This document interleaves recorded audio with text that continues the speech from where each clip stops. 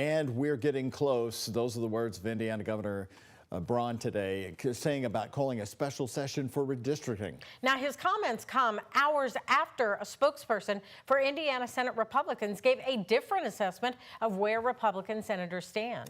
So we're bringing you the latest tonight from WTHR's State House reporter in Indianapolis, Emily Longnecker, breaking it down.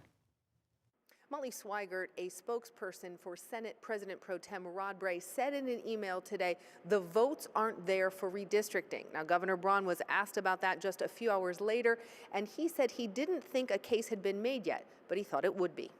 Today's comments from the governor and where Senate Republicans stand are the latest developments in the ongoing wait to see if or when Governor Mike Braun could call a special session to redraw the state's congressional districts.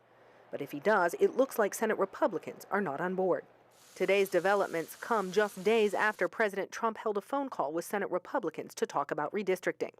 A spokesperson for Senator Bray said he was part of that call. According to reporting from Politico, Senator Bray, along with his leadership team, are the majority of no votes on redistricting right now. Politico is also reporting Governor Braun could call a special session to redraw Indiana's maps as early as next week. Here's what Governor Braun said when asked about a timeline on calling a special session. To do it and get the mechanics done, we can't.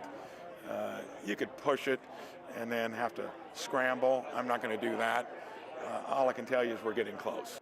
The governor's comments came just a day after a group of voting rights advocates emailed a petition with 20,000 signatures to the governor and Republican leaders. That petition, all signed by Hoosiers against redistricting. We asked Governor Braun if he would be taking that into consideration when he made a decision about calling a special session. We'll tell you what he had to say about that at 6 at the Indiana State House. Emily Longnecker, 13 News.